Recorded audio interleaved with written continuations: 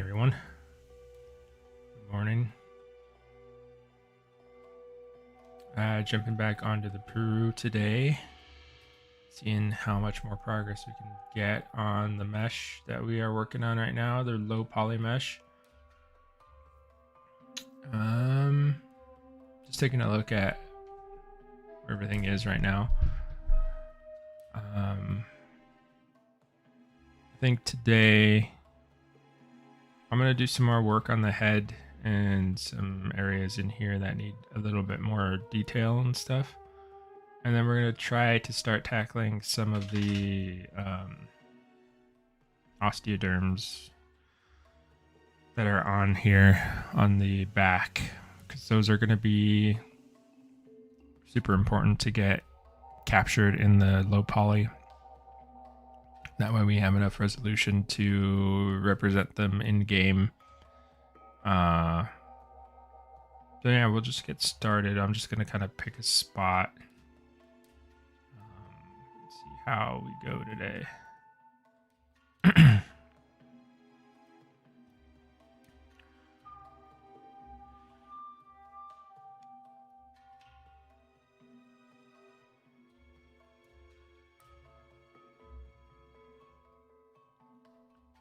Start forming this mesh to the actual head shape.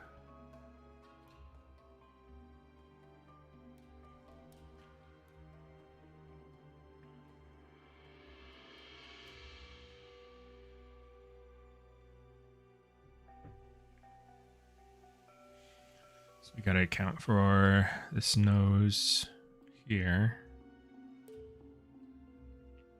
I think I'll make it out of these polys.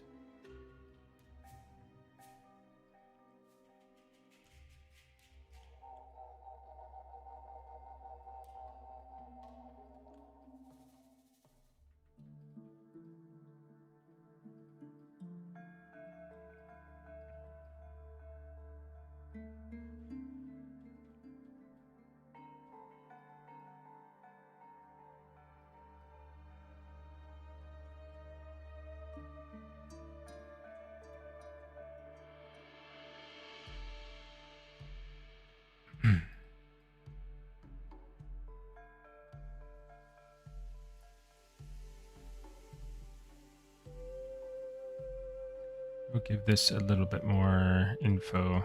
So I'm gonna inset this.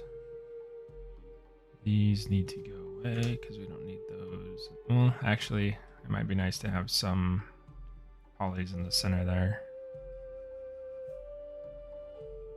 just to separate the two sides of the nose here.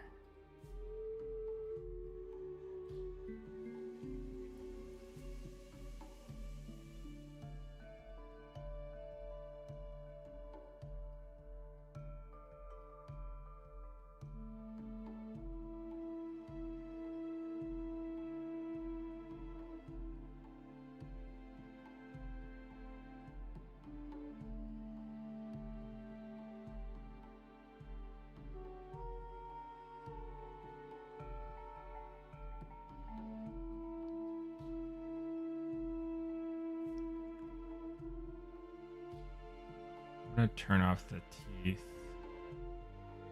so I don't want the mesh sticking to the teeth meshes. It'll cause problems.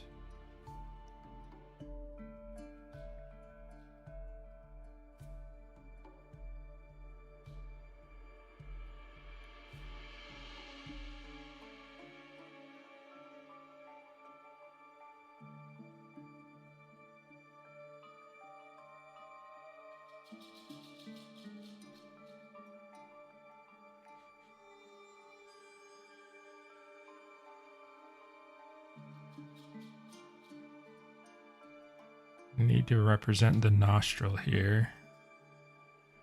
It's kind of at an off angle. I think I'll get an inset started then in there. Then we can kind of massage that into place.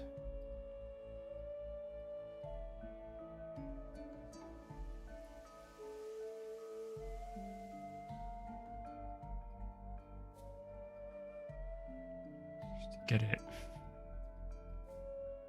somewhat represented in there.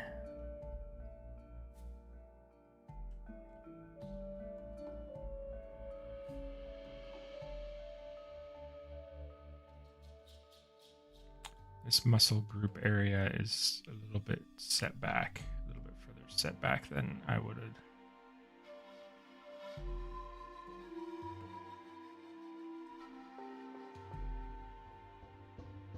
Let's see, what am I going to do here?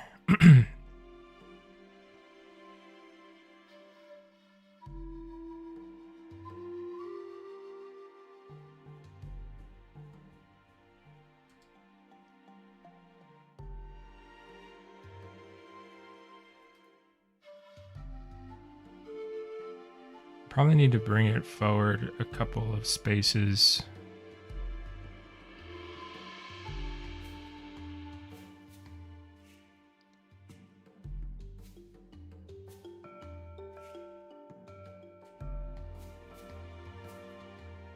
Let me see how this is. Okay. So we'll add those spaces here.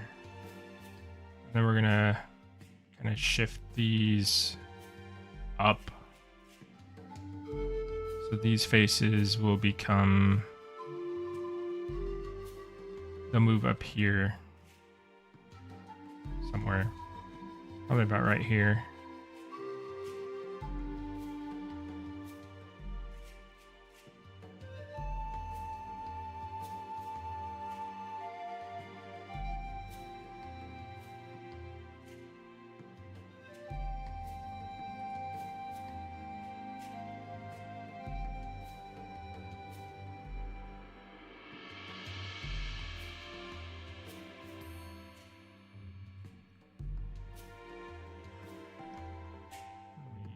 Take this from being in front because it's kind of confusing right now.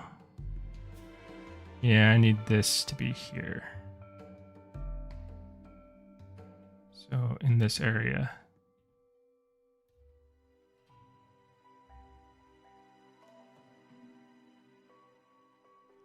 These faces need to go out as well. And then we'll just run like a bridge here. Or just fill the faces in and then divide them up.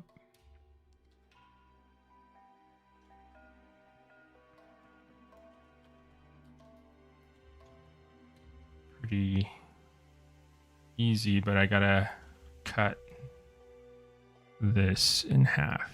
So that way we have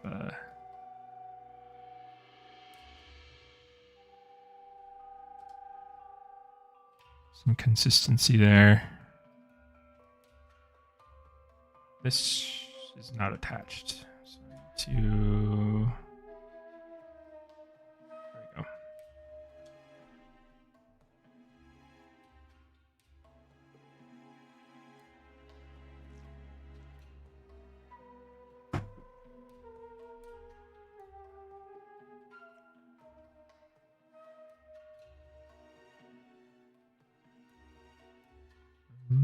Okay.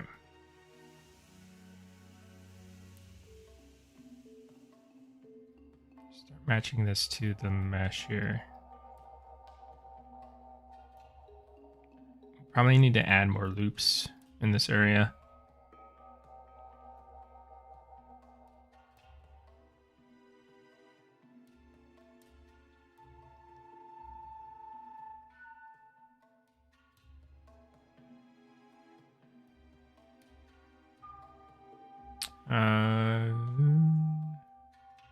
Ruth. Hey, good morning. How are you doing?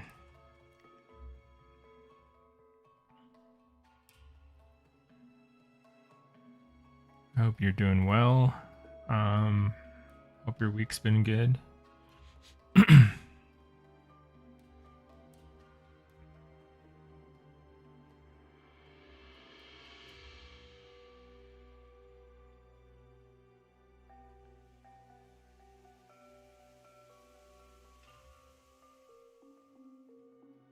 think my week has gone by pretty slow, to be honest.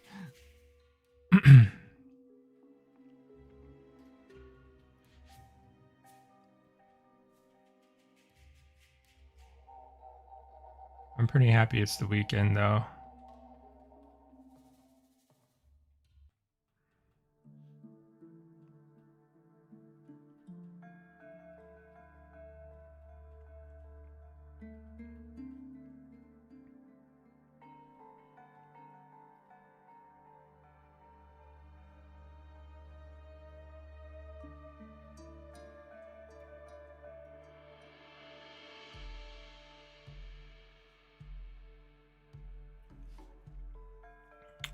Hey, who?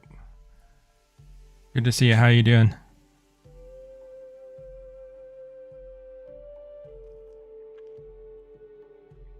Yeah, it's weird. Normally when I have like a lot to do in a week, time kind of goes by super fast. Like there's not enough time to do everything. But this week has just felt like I was in some sort of time warp, to be honest.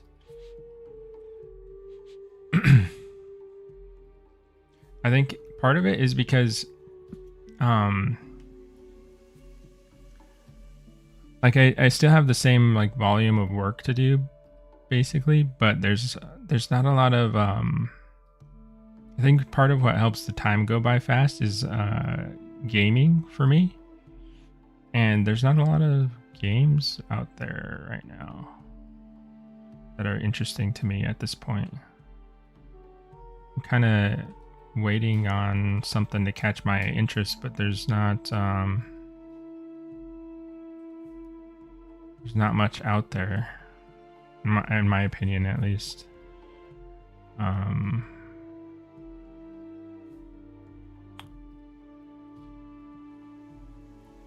Yeah, because like Monster Hunter is kind of in like a slowdown. I mean, they've got updates and stuff, but they're not going to be coming out super quick. And the event stuff that they have going on right now is not like super interesting to me at this point. Just like I think they had like a Capcom collab, which was like Street Fighter stuff. I'm not the biggest Street Fighter fan. I was kind of hoping that it was Devil May Cry or some other like Resident Evil or Dragon's Dogma, one of those.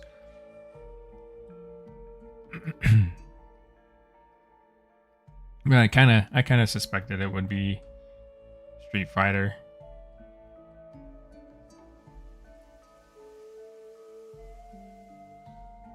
I don't know if you guys are playing anything right now. Maybe you can recommend a game for me to check out. Sort of pass the time.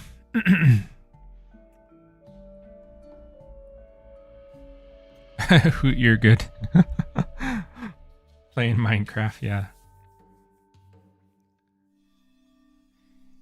I've had a lot of gamer fatigue lately, as well as falling back to Minecraft. Yeah, I feel you there.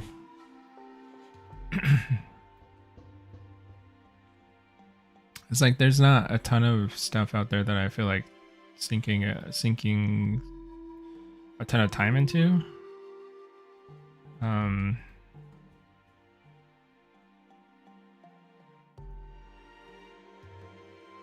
I don't know.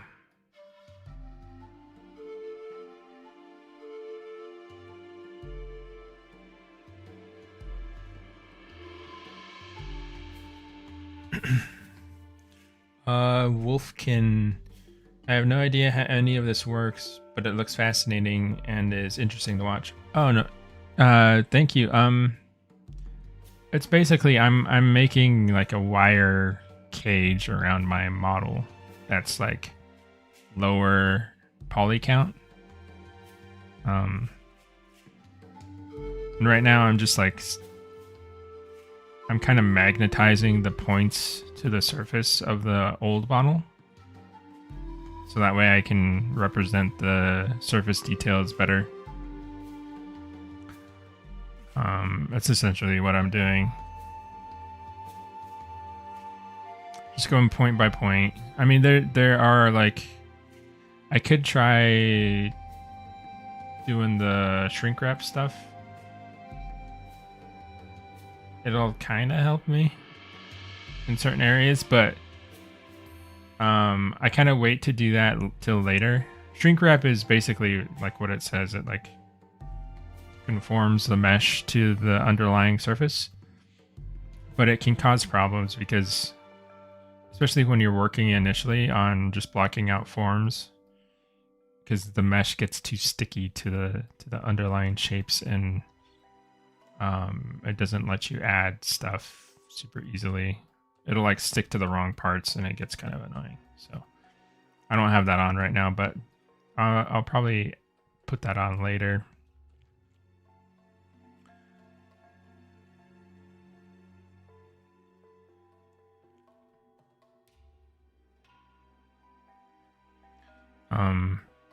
This is the mesh that's going to go into the game, so we got to make sure it's pretty optimized. How many polys do I have right now? 2,000 active. I'm wondering if that's just this half. Yeah, so its total is around 4,000, which is way better than like 60 million or whatever we had before. 16 million? I can't remember.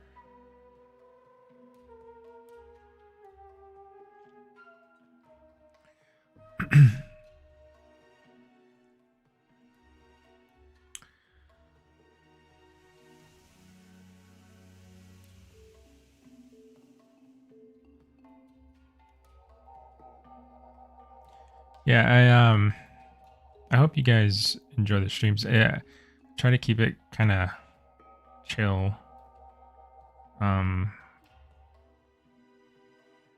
mean, that's kind of my personality anyway. I'm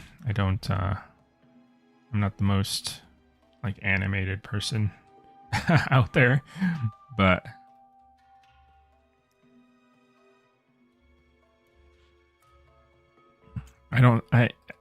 that's also not the type of stream that I'm attracted to either. Like, I watch streams that are pretty like low key, I suppose.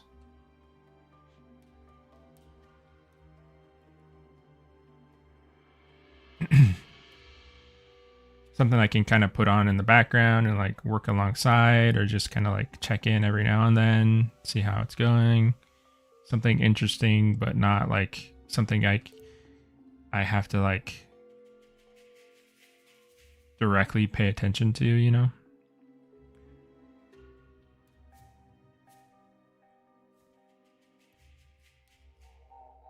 Unless I'm trying to learn something. If I'm trying to learn something, I will pay attention pretty closely.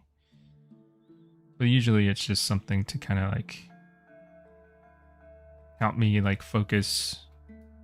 I like listening to stuff while I'm working, so that way I can kind of zone in. So it's either like a podcast or a stream, a let's play of something. What else? I don't normally music, you know, music is good. I get bored with music really quick though, like the same songs over and over again. So I tend to jump around a lot.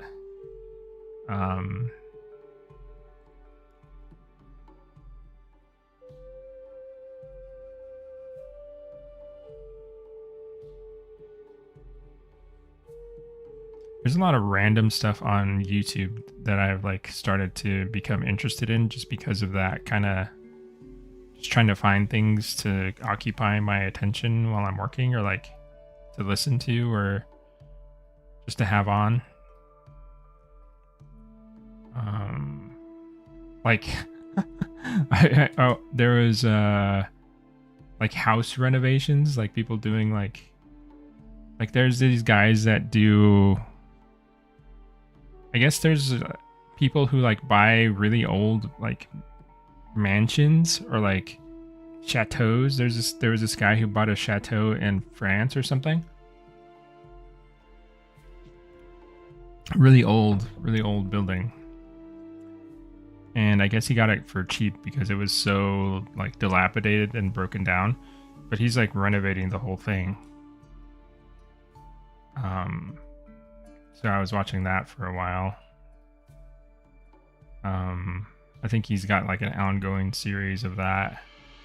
It's pretty interesting, actually, because there's a lot of craftsmanship and stuff that goes into renovating a super old building like that.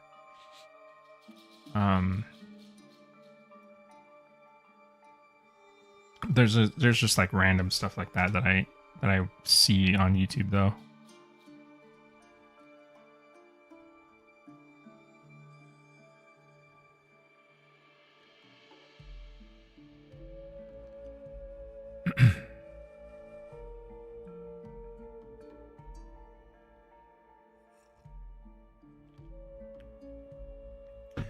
Digimorph, what is the optimal poly count for the modern day characters? I've seen some AAA characters have almost 200k, but for example, some Path of Titans models have around 12 to 15k. It really depends on the game. Yeah,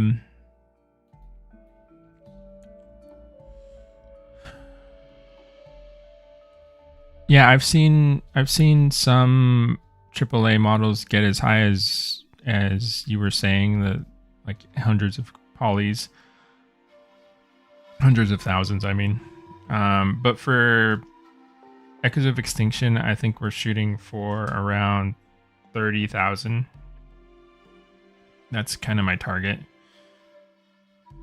I worked on other games that have slightly higher, like upwards of like 40,000, 40, 50, even 60.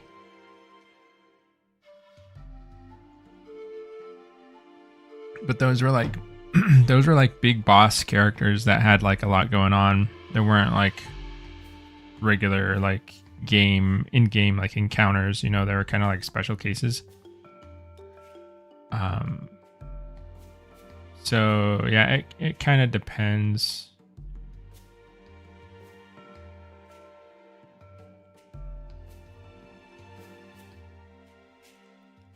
I think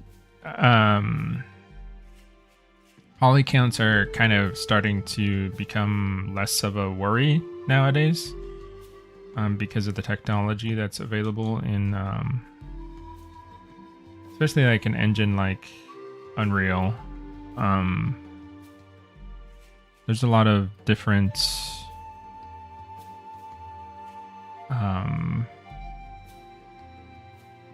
there's just different ways to optimize things, different ways of handling the mesh and dynamically like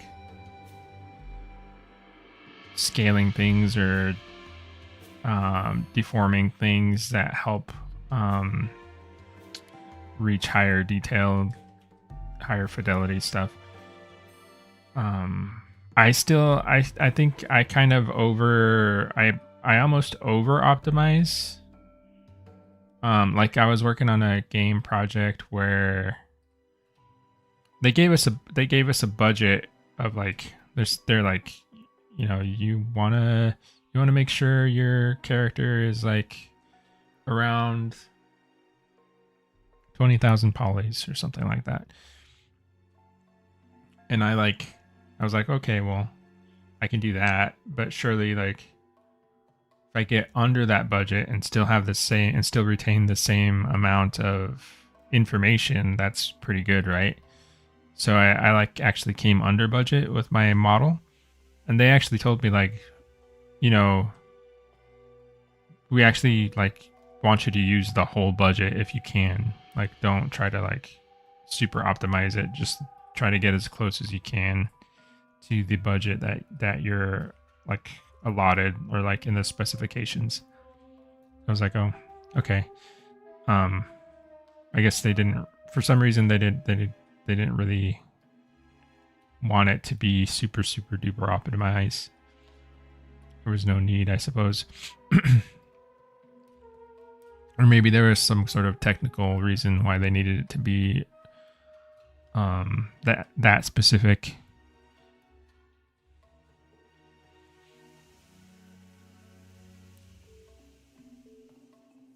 Let's see, I'm gonna inset this mouth area to get the tongue details.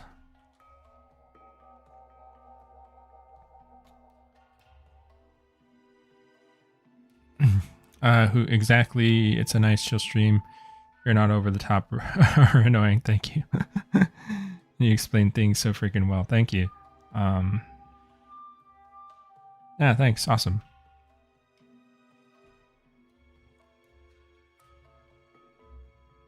Oh, cool, guys. Thanks. I'm glad it feels that way.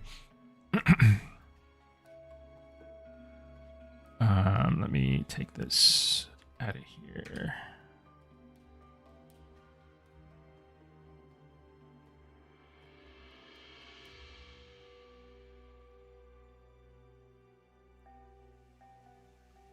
And I'm going to align these points so that way they catch this edge here.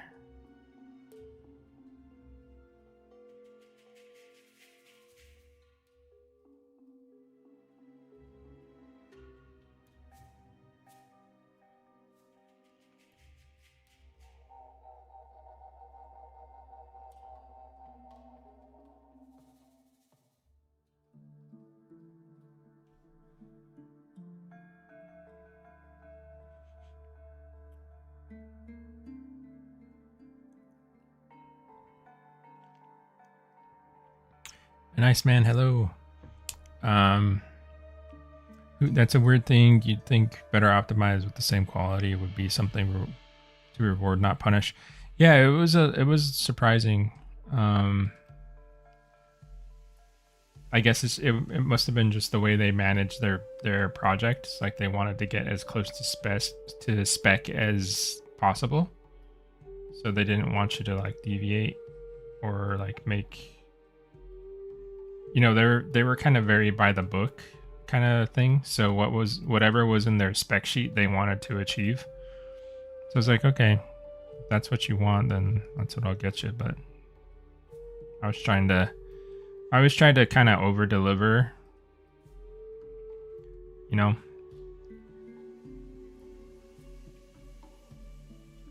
Give them, you know, a little bit more than they expected. Maybe, or like just do as good a job as I possibly can.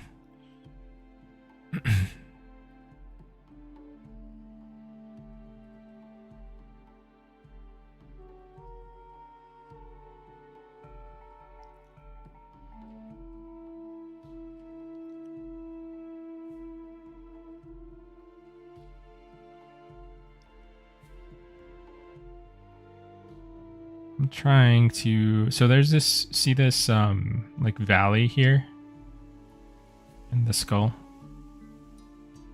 I'm trying to get like a flow that can incorporate that valley into this like area, but it's not quite lining up. So I might need to actually cut in here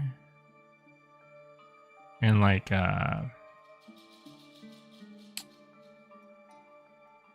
I might need to modify this topology in this, just specifically in this area, to catch that little spot. I don't know if I want to do it right now though.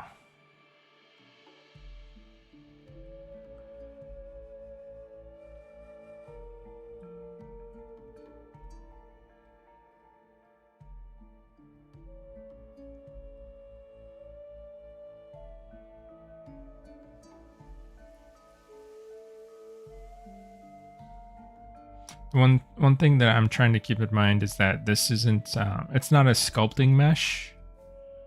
If this were a mesh that I needed to take into ZBrush and like resculpt on, I would really want to make sure that all of these polys were super even.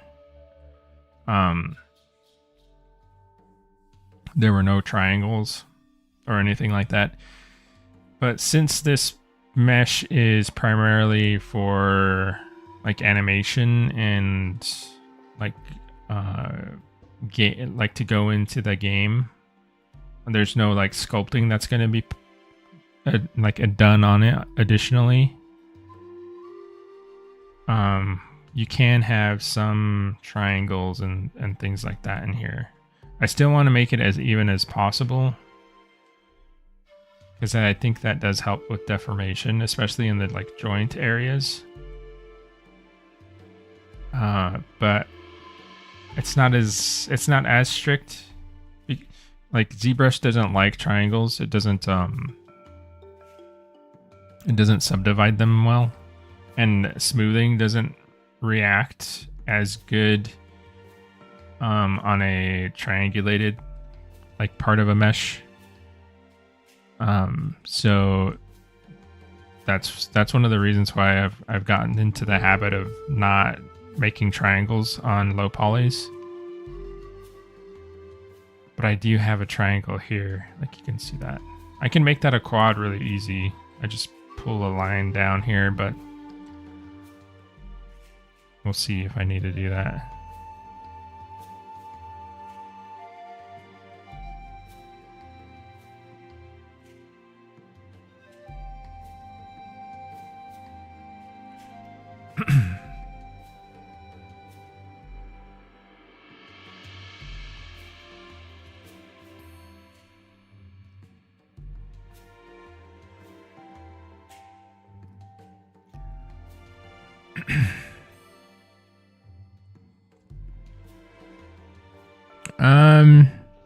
Doc J, I mean, I would think the same as you, but at the same time, like, you're coming onto a project that's not led by you. It's not necessarily your decision. I mean, they're paying me to do the job that they want me to do. So if they say, hey, you need to hit this budget, that's what the requirements are, then that's what I gotta hit. You know, it's not really up to me at that point. I'm not gonna argue with them either, you know. Unless I was like if I was brought on as like a tech artist or something, and they were looking for advice on how to optimize things better, then I would maybe put my 2 cents in there, but that wasn't really my role.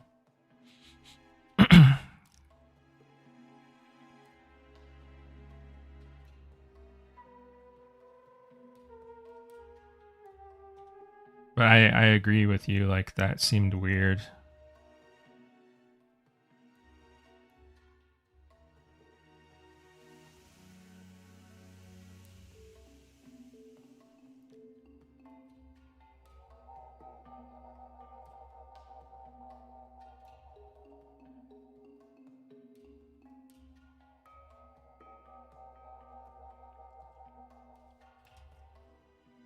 Well, we'll see how this guy ends up.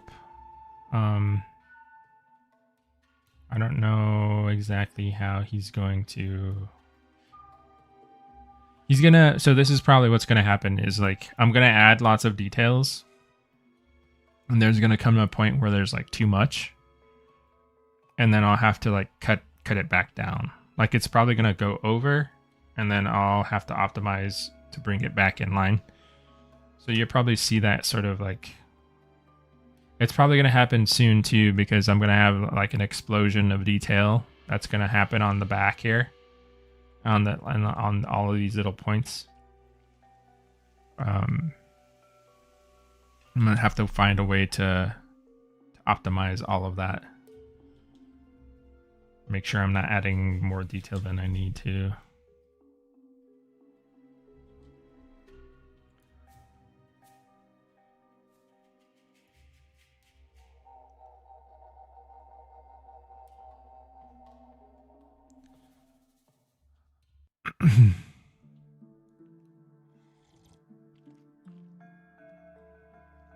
Doc J, are you have you done a lot of 3D work? It seems like you have some experience with that stuff. Is that what you've found, like, in the jobs you've had? You find that they like appreciate you, like,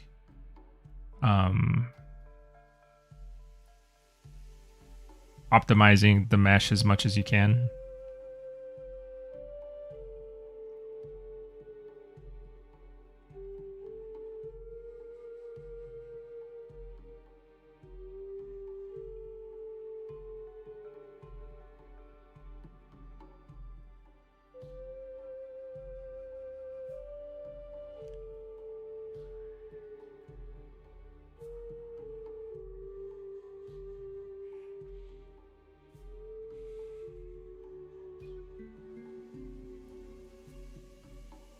Okay, that's really good.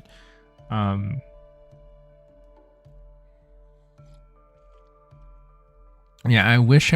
I know they explained to me why they needed it that way, like a little bit. I can't really remember what it was. I did not internalize the information. I was just like, okay, if that's what you need, that's what you need.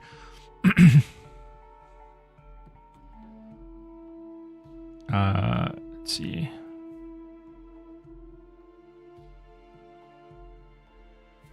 I can probably do a cut here just to get that detail in there. There's this scoop here that I need to deal with as well.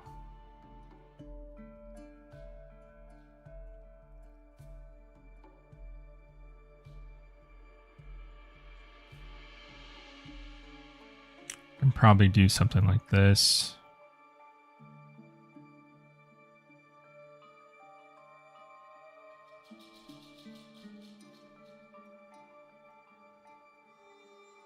Ah, I see. I see what I can do here. I think I could probably leave that as a triangle there. That probably wouldn't matter. This area here doesn't deform. So if there's a triangle in an area that doesn't deform, you don't really need to worry about it as much. But just to do it, I want to make sure that I'm kind of a little bit like, I'm super nitpicky about that stuff. I won't lie. And then I can take this line here and redirect it around the face here, because it'll terminate up on the mouth. And then I can delete this. Try to optimize as much as possible. I never had an employer ask me to add more polls because many people kind of figure they need to be optimized. Yeah, makes sense. That was the first time I was asked that also, which was surprising.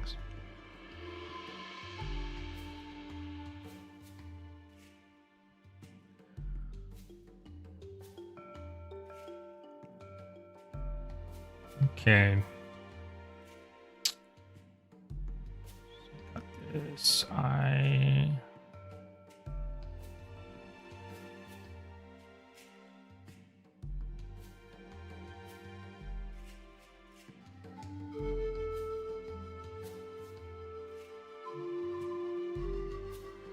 Now I need to deal with this ear area. See how we set this up.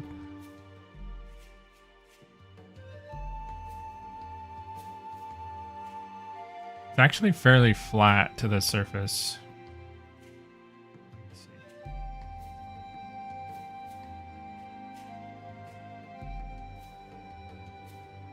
It's a slight like bump right there. this little edge here.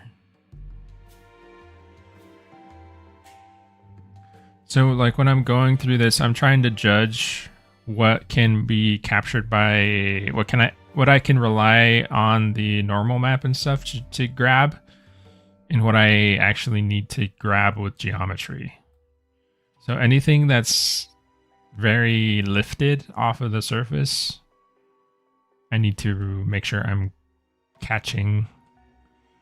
So this thing here, this like ridge, is probably something that I would want. I think that's too high for a normal map to kind of deal with. I think it would look weird, depending on the angle you look at it. We definitely want this like little raised area here. We might need to do some additional support to get this ridge running down.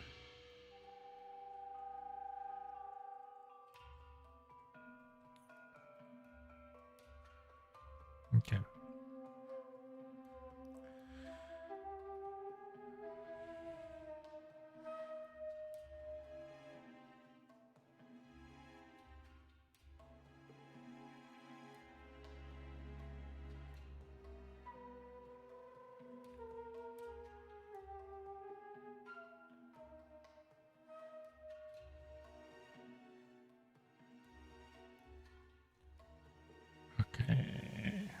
See, I'm thinking that I would want to do a little something.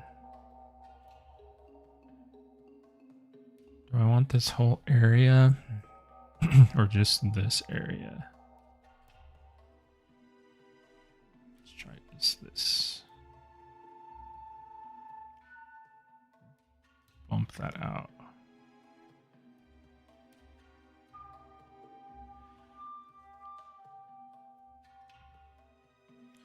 May need to do another cut here. Get this off of snapping. Pull these out here.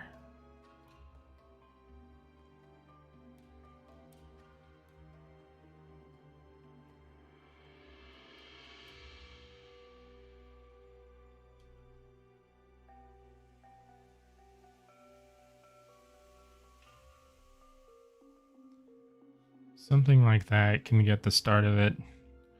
I'm probably going to have to do something here, though, in this corner.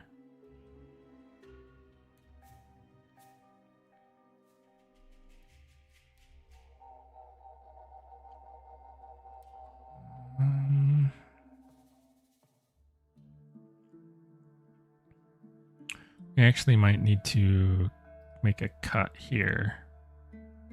Diagonally, almost. Because this ridge runs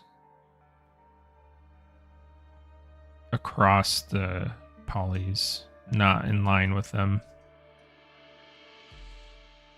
I'll kind of think about that.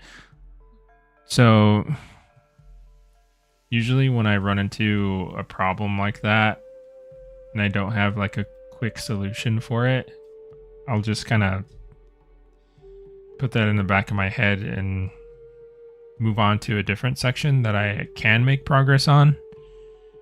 And then usually by the time I come back around to it, I've had some time to like process it and I can figure something out.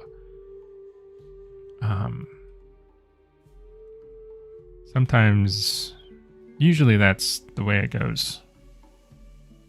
I don't usually have a ton of trouble with that, but sometimes there are like really sticky little parts that are just pains.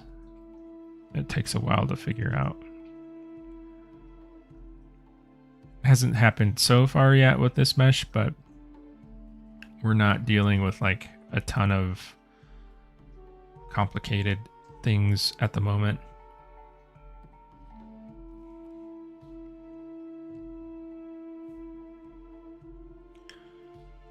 I would still consider this like block out.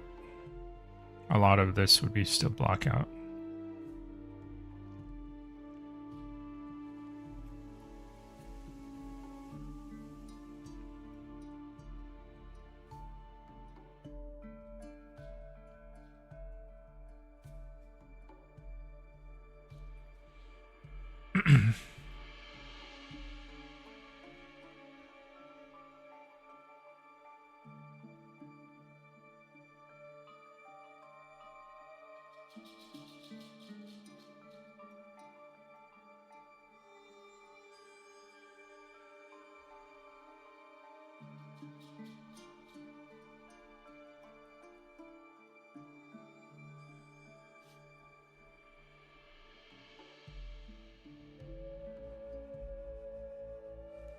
Okay.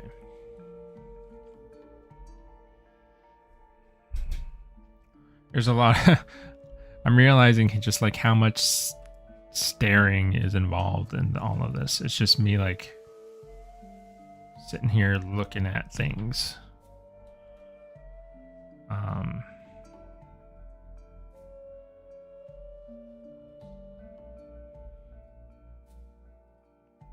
That's the kind of thing that used to make me kind of nervous.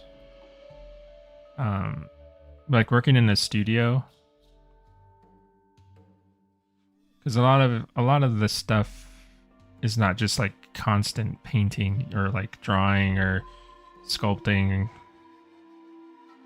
A lot of what happens in design and all this kind of work is just kind of sitting there and looking at the screen, contemplating what you're gonna do. And I always used to feel like, man, if somebody came by, like if my art director came by, or like a lead, or like CEO or somebody just walked by and like saw me just staring at my screen, they're like, this guy's not doing any work.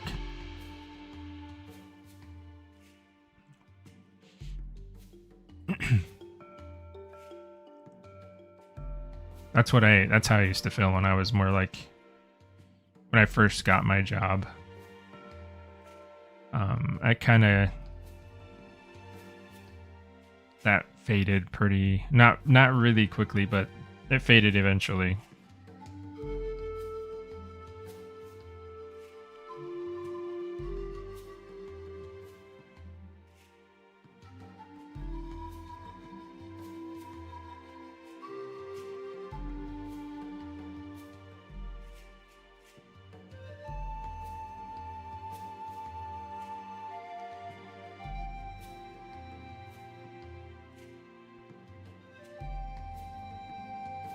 Just tucking all of these little points in here.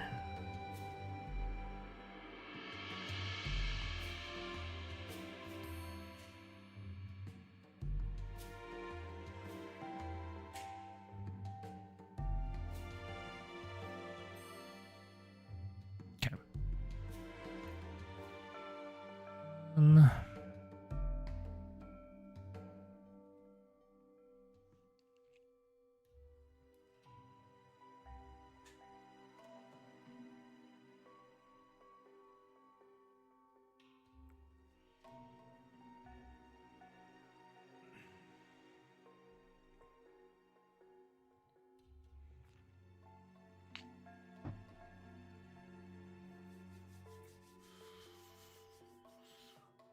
Trying to figure out where I'm going to dig into these osteoderms at this point, because I do need to start getting them represented in here. I have a bit of a reference here. There's a crocodile mesh that I'm looking at on my screen up here. Just as kind of like an idea of how somebody else has done this, like how they've solved the similar problem.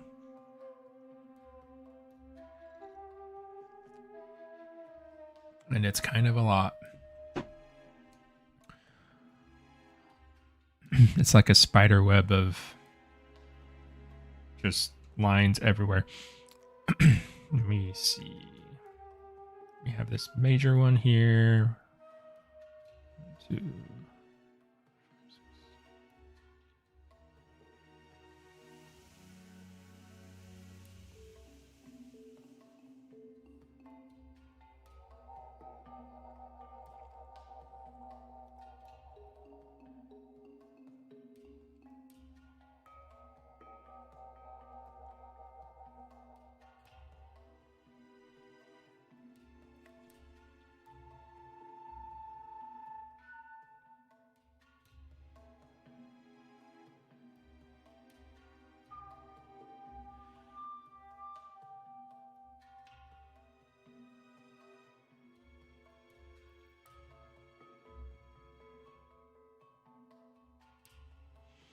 A nice span. How long will it take until the low poly is finished? Hard to say. It could be probably a couple more sessions, I would imagine. This one is by far the most complicated low poly that I have to do for like the stuff I'm currently working on. If you could compare this to the Eocarcharia or the Ouranosaurus, I didn't do the low poly for the Ourano. I did it for the Eo. But if you compare it to that one, the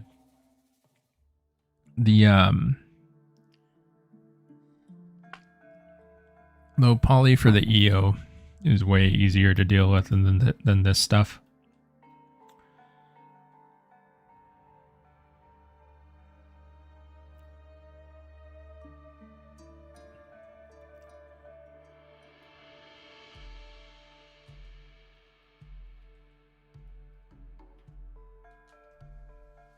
I'm going to give myself a little bit more res here.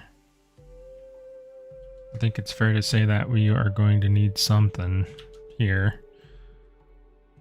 Where would I like to start?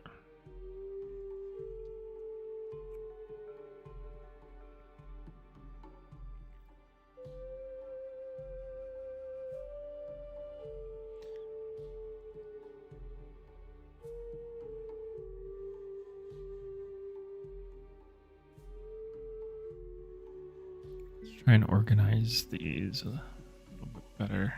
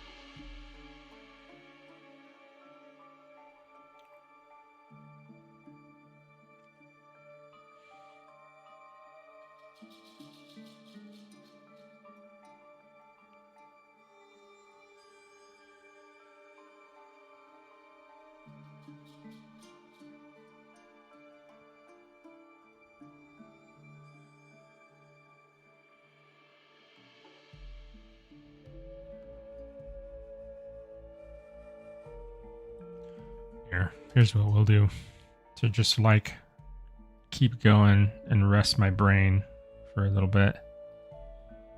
We'll actually do one of these because it's much easier to deal with for me right now. That way I'm just not staring at the mesh for hours. That wouldn't be fun to watch at all.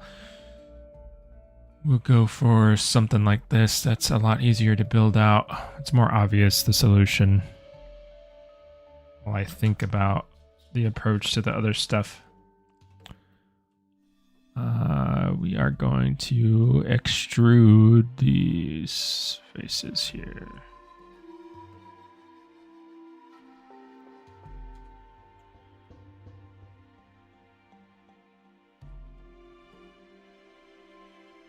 I gotta get rid of this.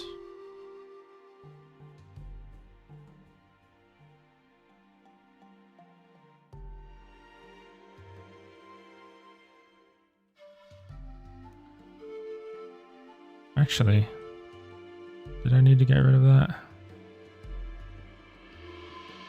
No.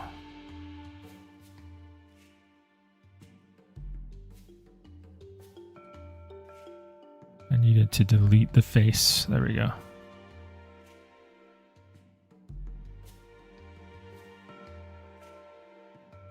Get these two. Squish these in.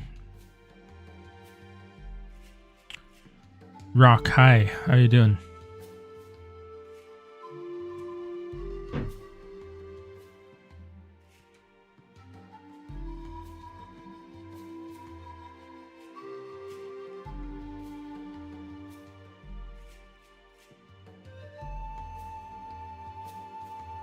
This area is going to be real fun to reproject detail back onto.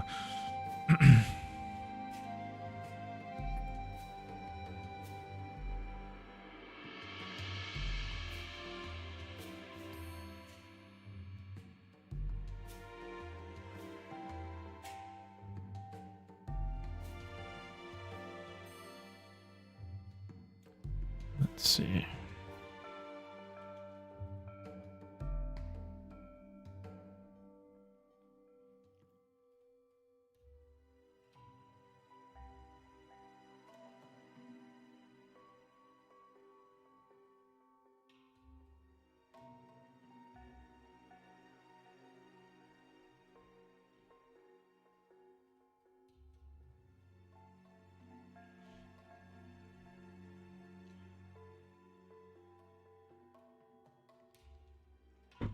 Jason, thank you.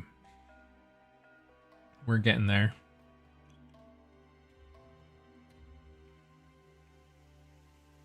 I'll keep this view over here so that way we can see like a clearer representation of what's actually being built.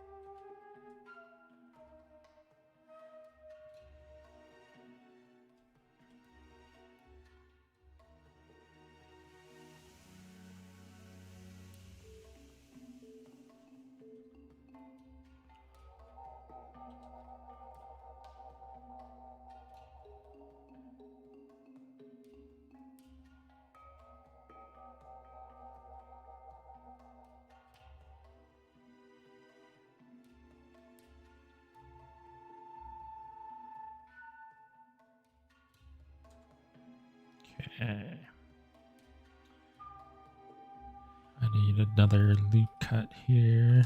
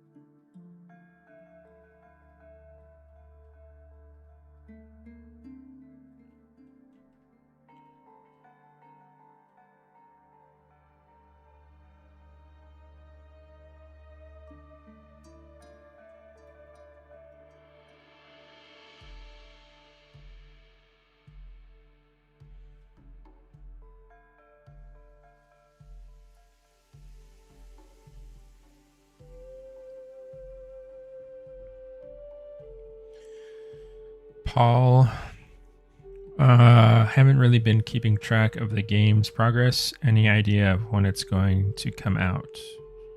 Talking a year or so? Yeah, I'm probably not the right person to ask that. You would have to maybe ask one of the like Islander, probably. He's the one who would have the best idea of how far things are out.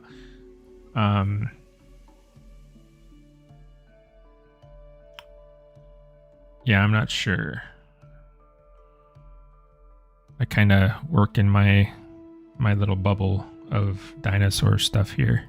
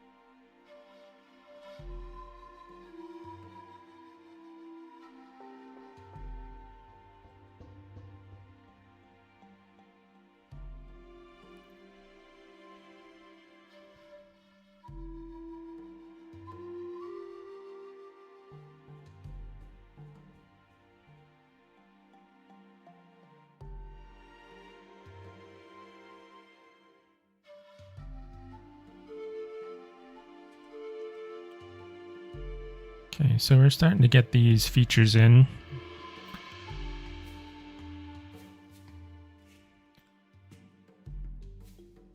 Actually, I'm sculpting in, I guess technically not sculpting. I'm modeling in more detail here than I actually did in the high poly, in the sense that, so in the high poly, these are like connected, like in here.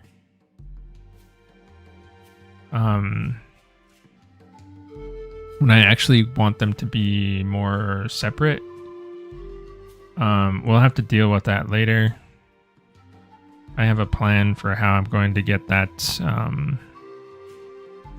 probably just take it back into the ZBrush, reproject this area, and then do a bit more sculpting on like just so these undersides, like the back sides of these, aren't like featureless or anything. And then we'll use that high poly to get our bakes out. That way the mesh corresponds to whatever's on the high poly. A little bit extra work, but I think it'll make this read better. Like just a change I wanted to incorporate here, since we're doing it right now.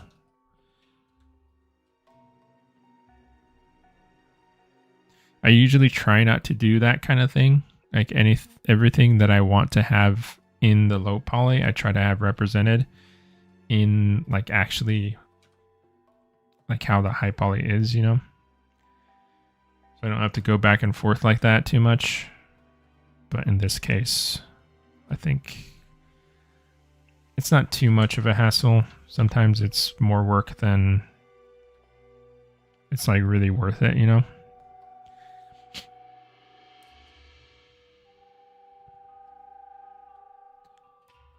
These ones aren't as much of a problem. They're fairly separated already.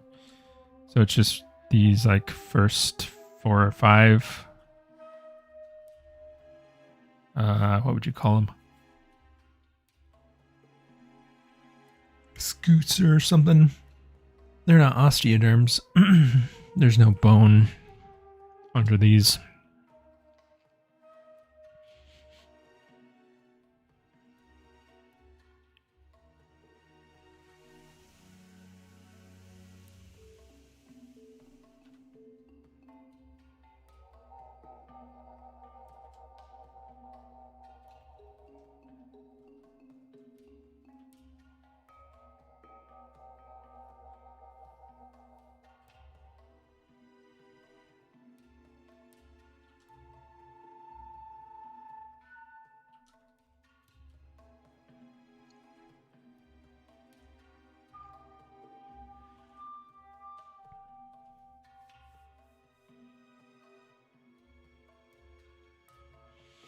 Yeah, if you wanted to look that up and solve the mystery, I'd be interested in what they're actually called too.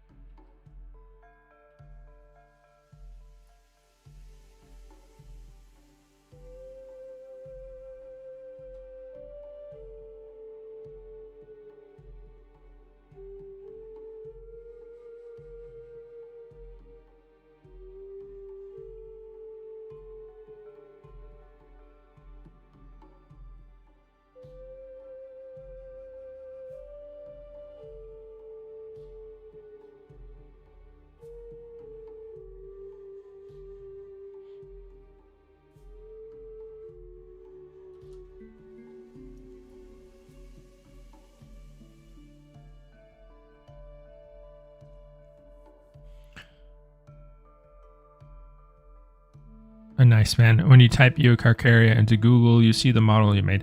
Oh, cool. Is it like one of the first entries? I don't think Eocarcharia has actually been sculpted or like reconstructed very many times, so I would expect that that's probably the case.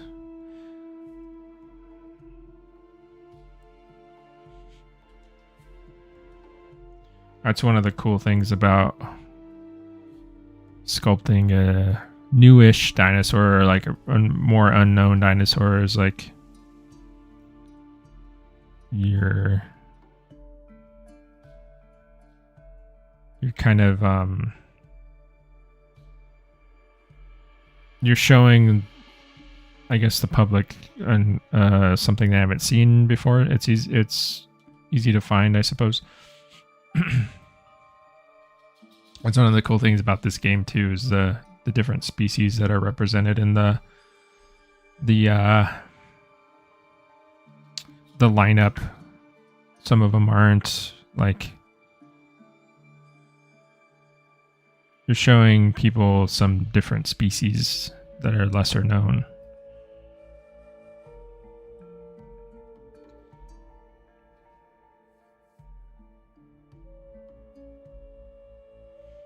Okay, so they are called scoots.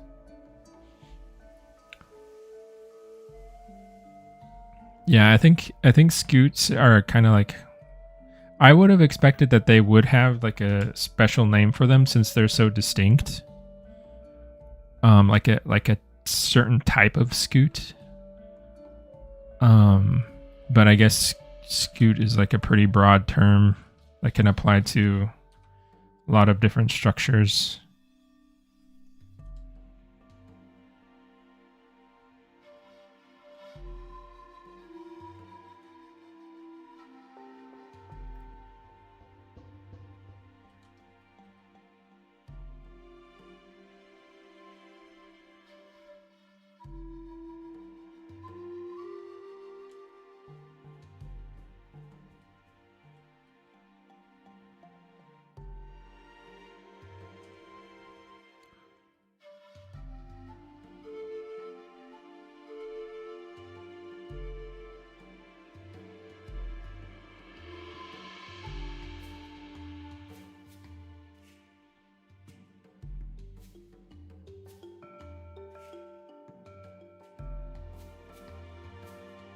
So we're getting a tail. We're getting that tail in there.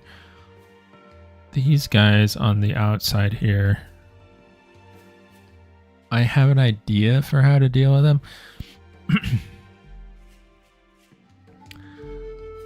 I was just thinking right now,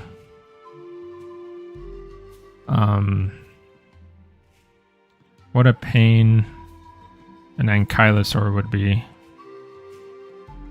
to retopologize. Because they have way more like little osteoderms and stuff on their back than this guy has. And then that gets me thinking to like how many how many ankylosaurs are in the game, if there are any right now.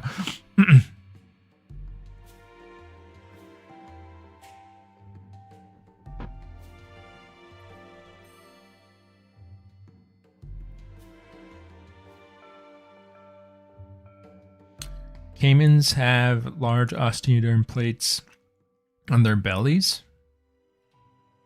Okay, that's cool. I didn't know that. That could be, I don't know.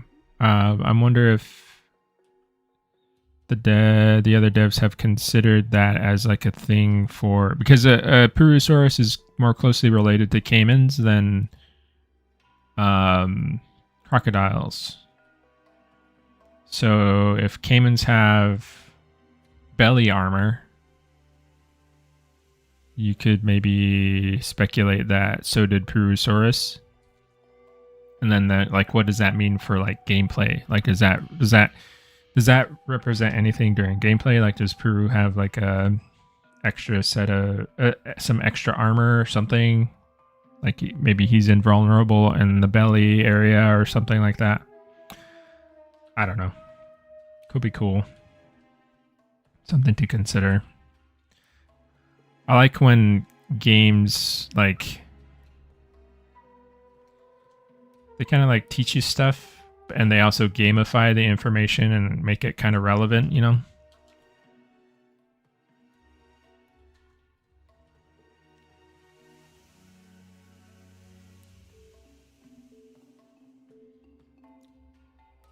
But yeah, that's a fact that I did not know.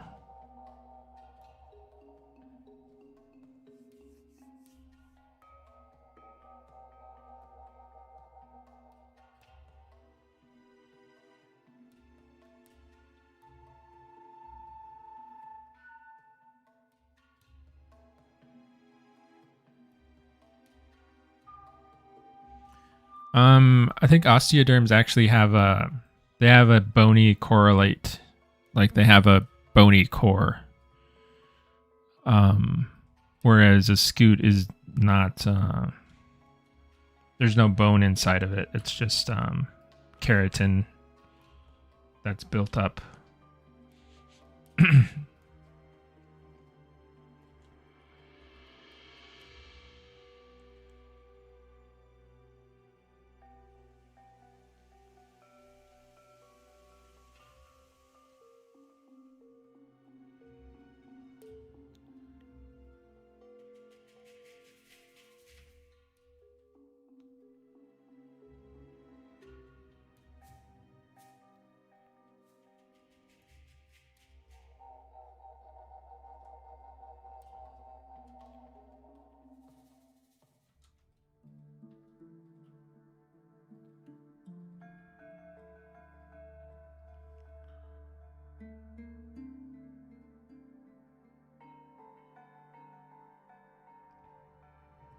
Yeah, who I think. I mean, that's my understanding of it as well.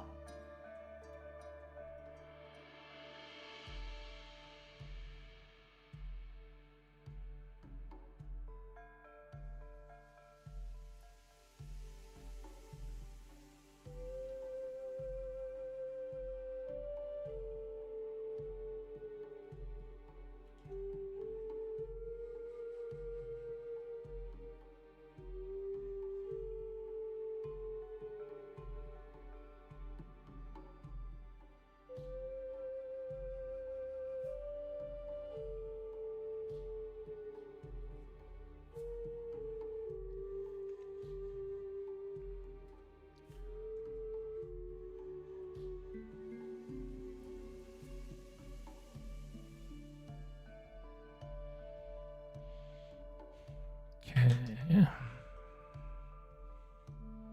Getting to the end of this tail here.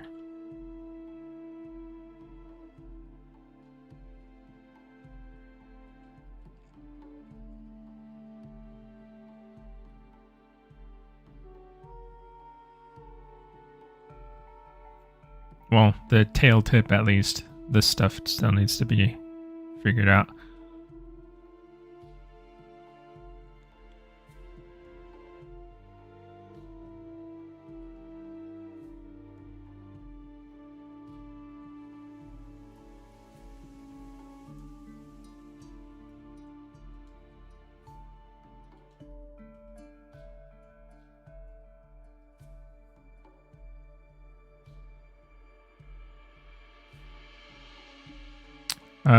Tail scutes have a high blood flow and help them regulate temperature. Ah, okay, that's cool. I did not know that either. They kind of act like elephant ears. It makes sense since it's like a broad surface. So it's like pulling double duty. It's like their main way to propel themselves, but it also helps with temperature regulation. That's cool. I did not know that.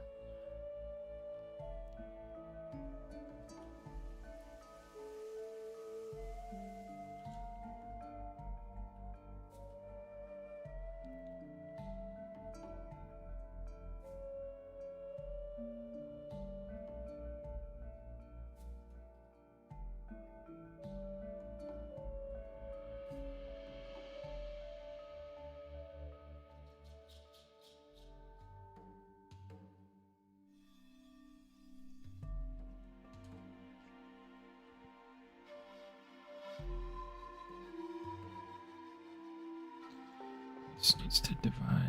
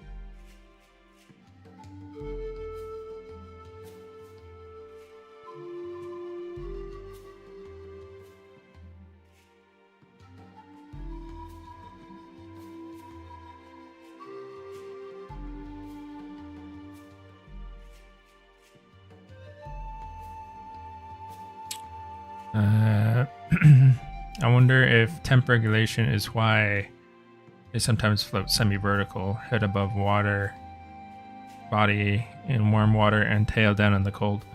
Yeah, that could be a good reason.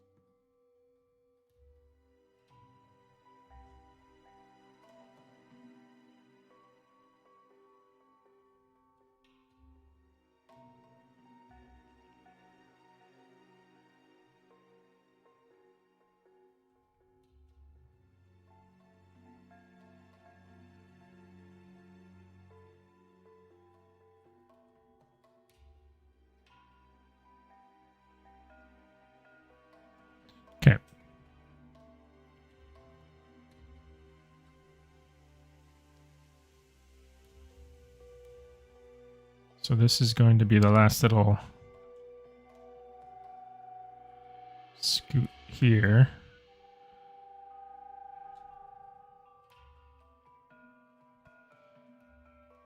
So that, I think, is this section of the tail. Now we got to figure out what the heck is going on over here.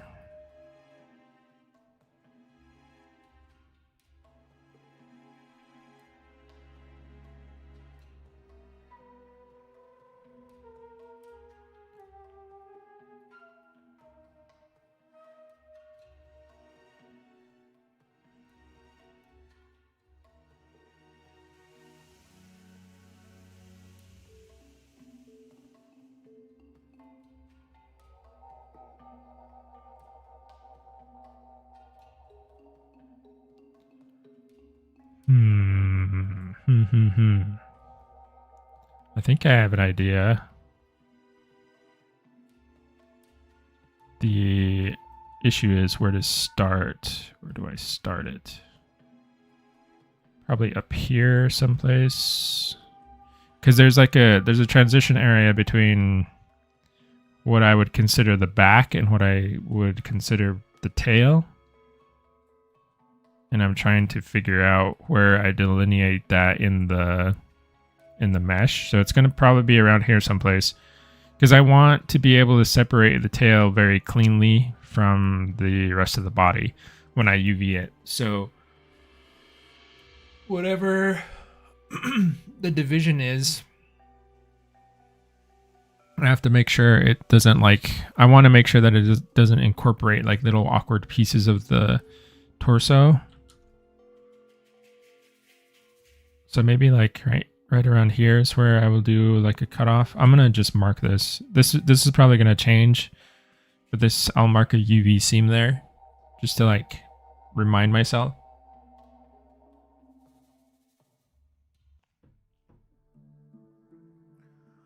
What is the name of this guy? Not SCB. You mean like the species, or are you asking if he has like a character name? This is Purussaurus. That's the name of the species. He doesn't have like he's not like a specific character.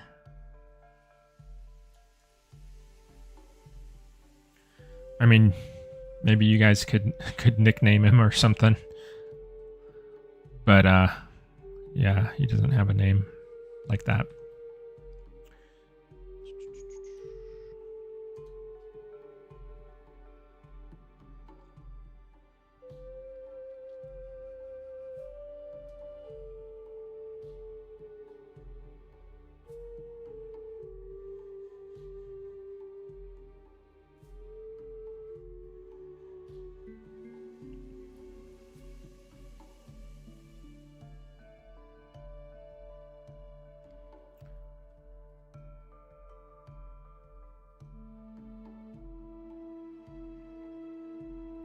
I think what I can do is I'm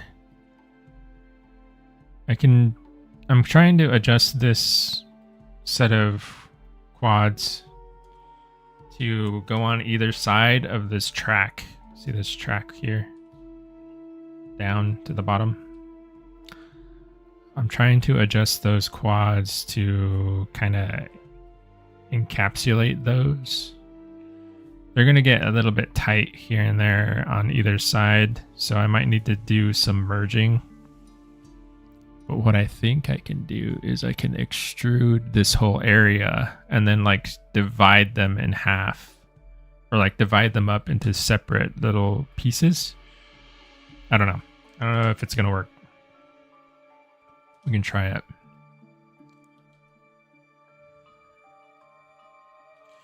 I think I'm probably gonna duplicate this mesh just in case I screw it up. That way I don't have to do a lot of reworking. We can revert to a previous state.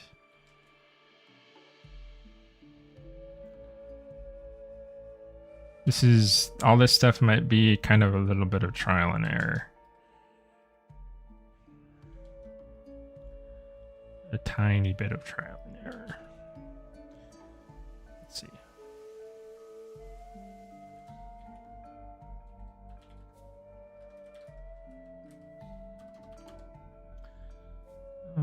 Okay.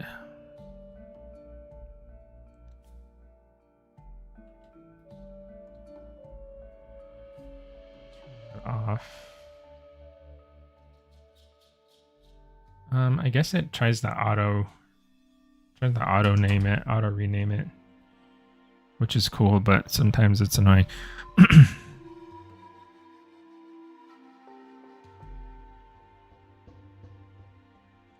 Yeah, Purussaurus, like the country Peru, and then Saurus. I'm assuming that's where it was found in Peru, or I might be just making assumptions there. I don't know exactly where it was found.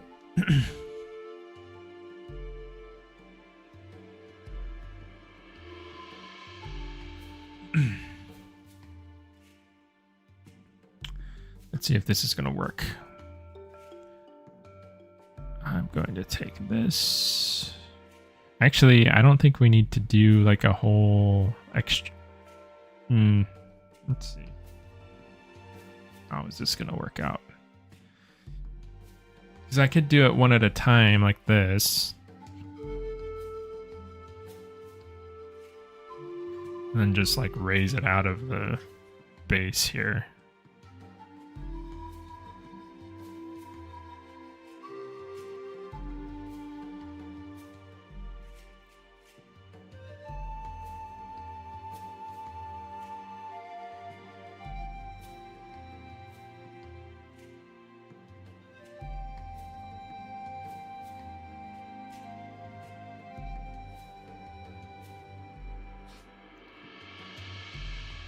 Something like that.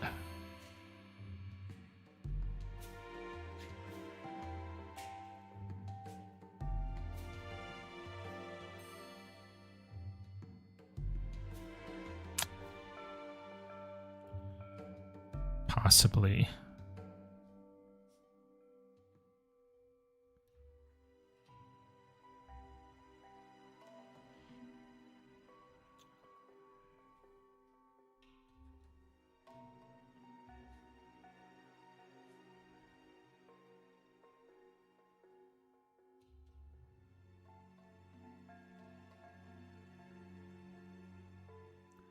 I don't know if I need this little space there. I could probably merge that poly with the other side.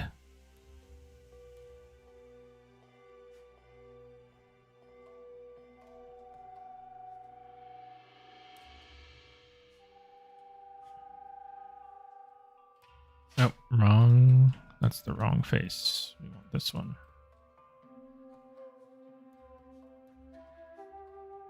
I'll try this really quick. I'll do a few and then see if I can get an idea of how it's going to resolve itself. And then we'll figure out whether this is a viable solution or not. Could be.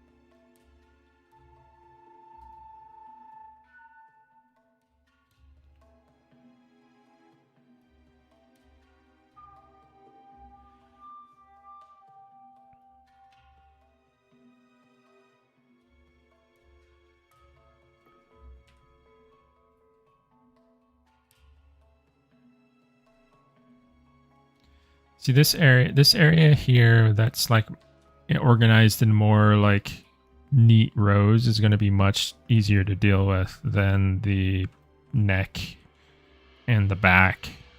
Mostly the neck, because the neck is kind of irregular. I think it looks really cool. I maybe should have thought about that before incorporating that detail into the high poly, but I kind of like it and I want to keep it. So we're going to have to figure out a solution for that area. But these areas that are more like organized like this are much easier to handle than the other parts.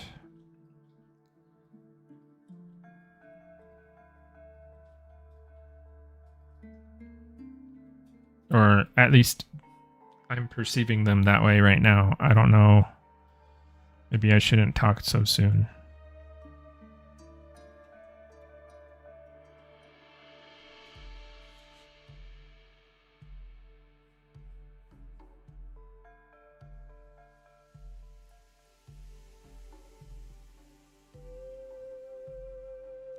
Oh, you actually have an alligator that lives near you? Are you I'm assuming you're like in Florida or someplace. Or maybe it's just like in a zoo, right? That's cool. I lived next to well, not next to. There was a when I was growing up, there was a alligator. They called it the alligator farm. It wasn't I don't think they're actually farming alligators. At least I hope not. But there were some alligators there. Pretty strange too, because it was in the middle of it's in southwestern Colorado. So alligators in Colorado. In like the high mountains of Colorado.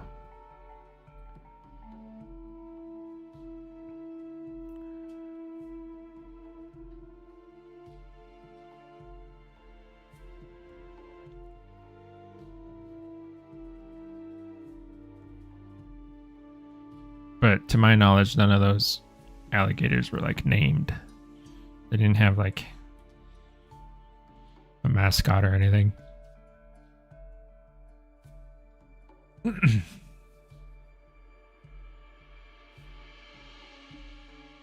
That's cool. Big. I hope he doesn't, I hope people like leave him alone. I know there can be problems with gators being close to where people are living. But, I hope people respect his space and I hope he's not going in and causing trouble.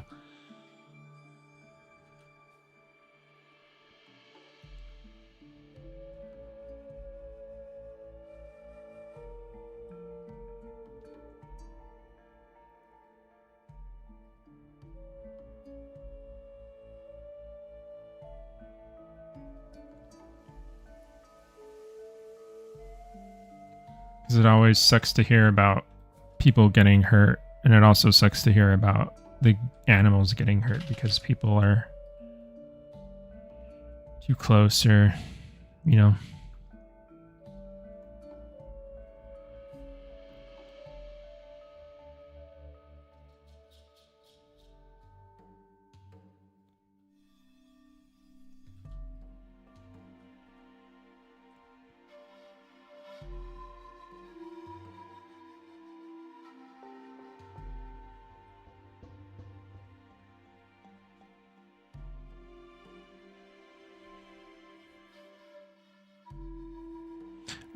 who do you hear the dogs? Yeah. I don't know who's growling.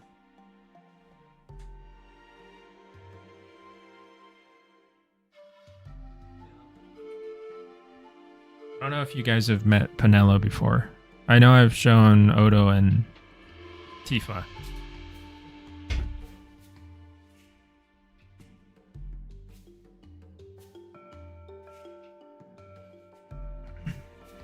Pinello is usually sleeping at this time. This is our other little doggy. Her name is Pinello. We call her Nello for short. She's a very cuddly doggy. She's very quiet. She's very sweet. She does have a little feisty side to her though.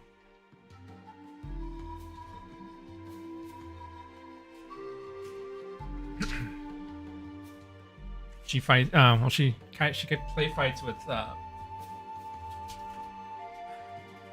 She play fights with Tifa a lot. And sometimes Tifa gets a little bit too much for her, and she'll kind of yap and put her in her place.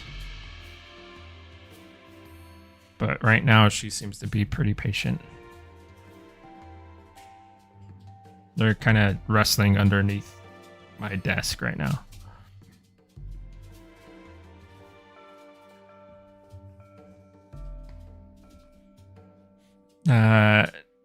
It's a rural area, nothing much happening. Also, during gator season, he's off limits as he has a tracker on him. Ah, okay. Oh, okay, cool. That's cool. So he's part of like some kind of study? Maybe? Possibly?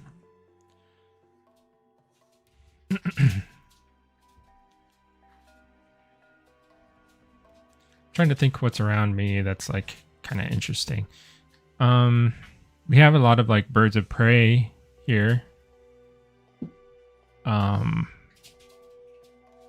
big reptiles or anything like that. We have lots of, I guess there would be like buzzards.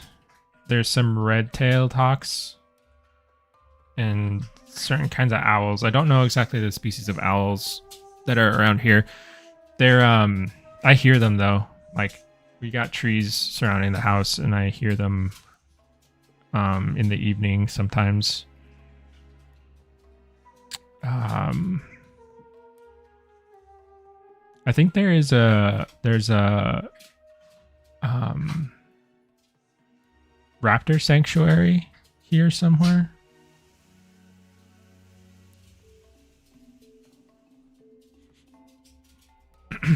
I'm not exactly sure. I should look that up because it'd be cool to maybe if they allow visitors, go check that out.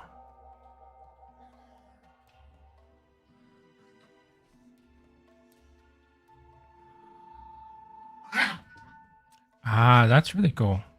Part of a repopulation effort. Okay, cool. Sounds like they're doing well then, right? Or maybe they're like on the comeback.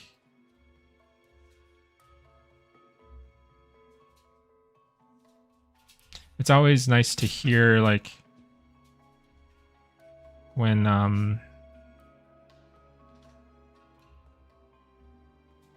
animals are able to like be reintroduced to an area and they're actually doing well. I'm sure there's some people who would be like afraid, or there's usually always some kind of resistance to it. That sort of thing was happening in Colorado with wolves. I'm not exactly sure what the situation on that is out there, but they were thinking about reintroducing wolves there.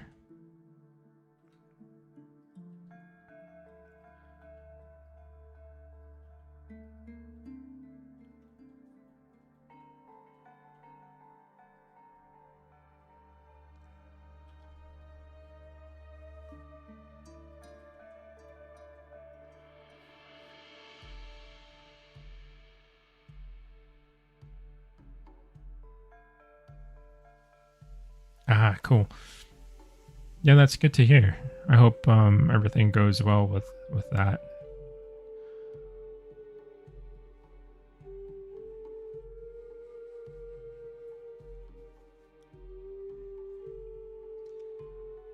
Always have a soft spot for the big reptiles.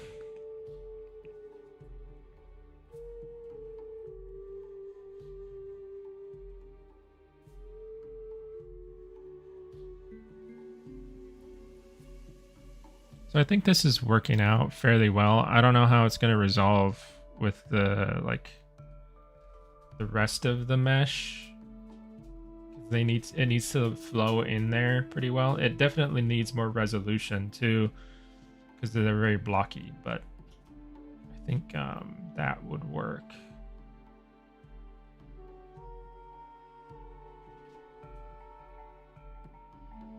Especially if you like shade this smooth, you can start to see how it's going to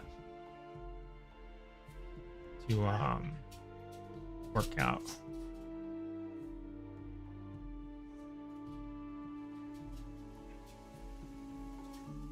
So that's kind of like the first pass at oh man. I accidentally tried to edit the high res and Blender does not like that at all. I'm just gonna keep going. We'll see how many of these we can finish off before end of stream.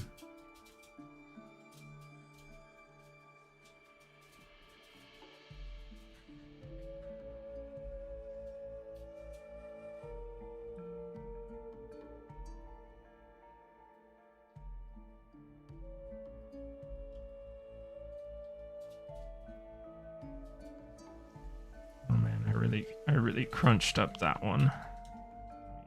Redo that.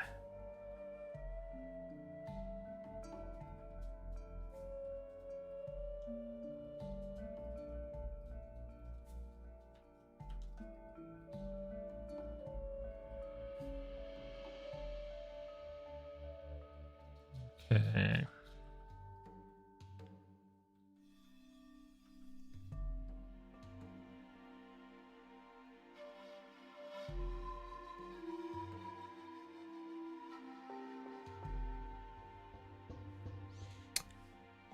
Not got a balance. Great work on the Peru. Oh, thanks. Yeah, no problem. See ya. Have a good day. Have a good rest of your weekend. Thanks for stopping by.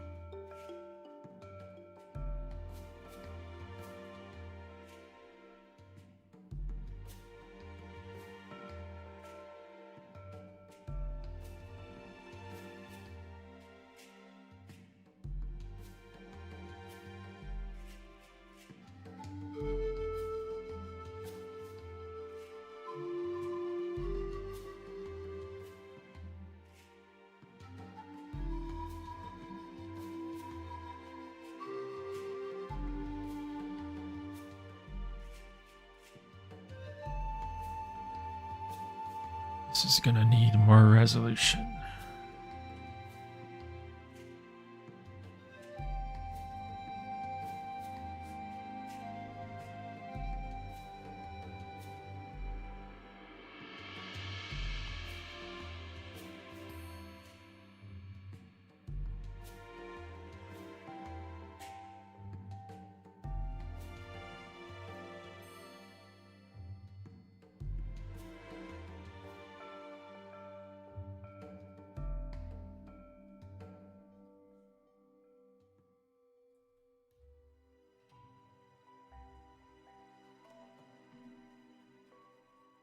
Okay.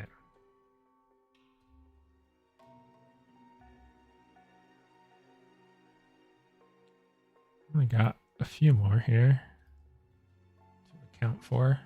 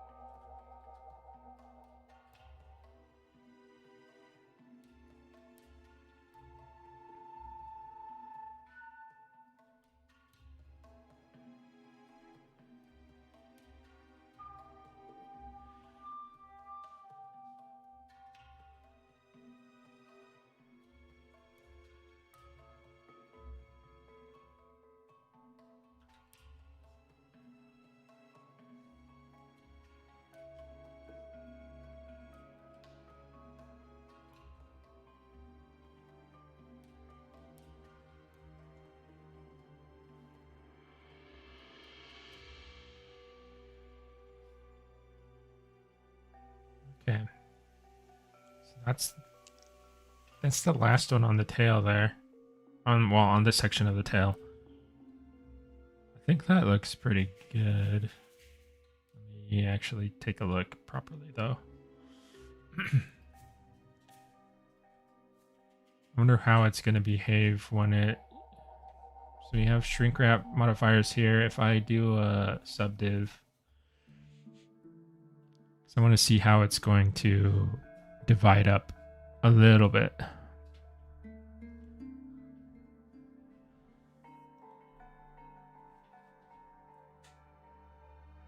If we did one subdivision on there, you can see how it kind of smooths out. Doing pretty well, I think.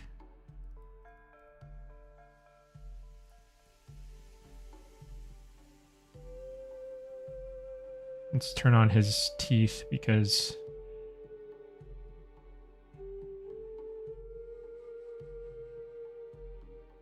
what is happening? There we go. I don't know why I have his teeth don't actually need to be part of the high poly. They're not even high poly. They're low, so I can keep those down here. Let me turn off this.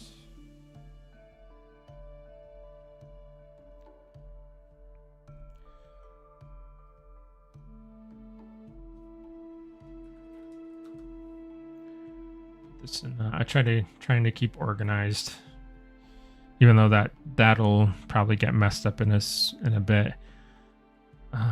Let's turn that back on.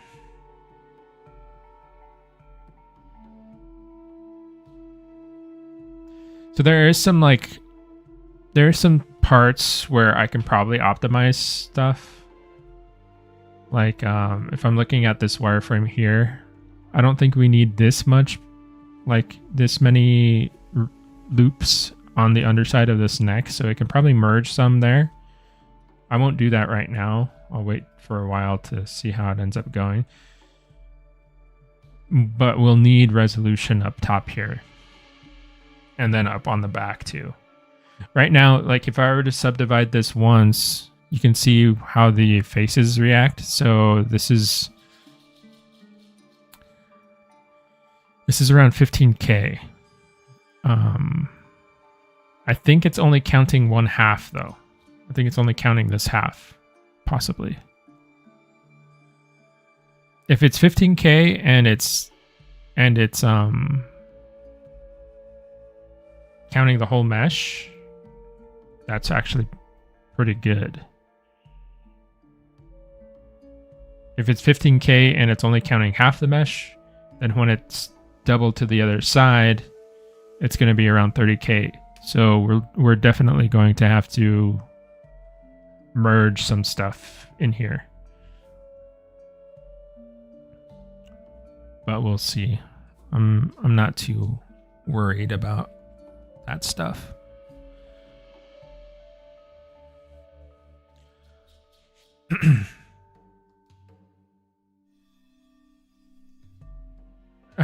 Yeah, a couple streams ago, people were asking if you were making a hitbox. Yeah, that's pretty funny. Yeah, it is kind of the workflow that I incorporated is not usually the workflow that you would see for retopology. Like if you looked up retopology tutorial on YouTube, you wouldn't really see the approach that I took.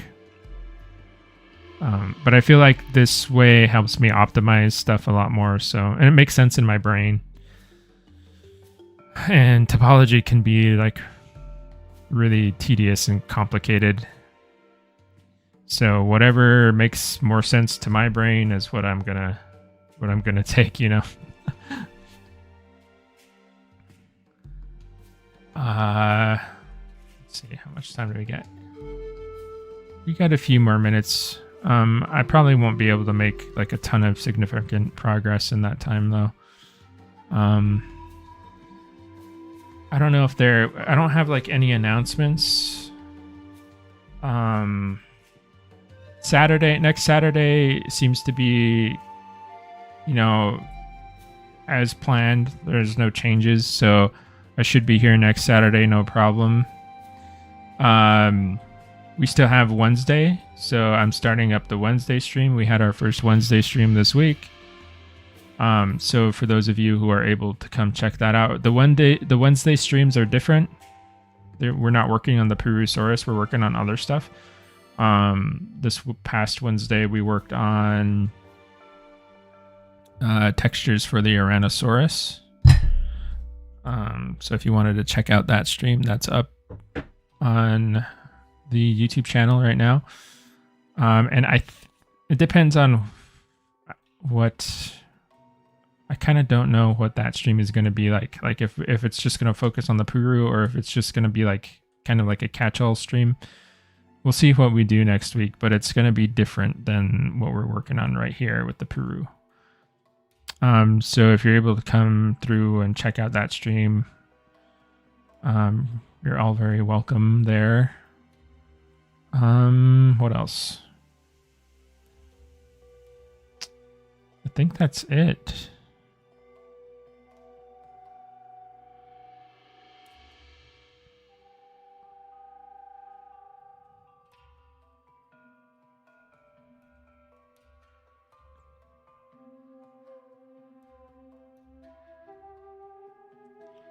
Yeah, once again, thank you guys for hanging out with me, watching this crazy process here.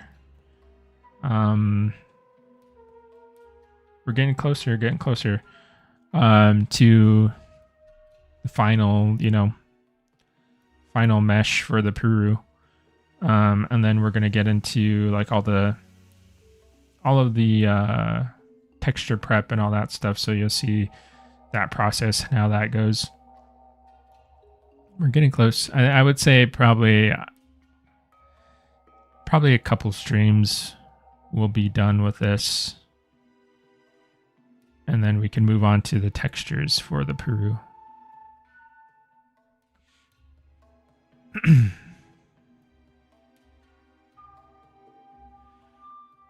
Digimorph, I think you need to activate mesh window on mirror modifier. Mesh window. Mirror modifier, mesh window.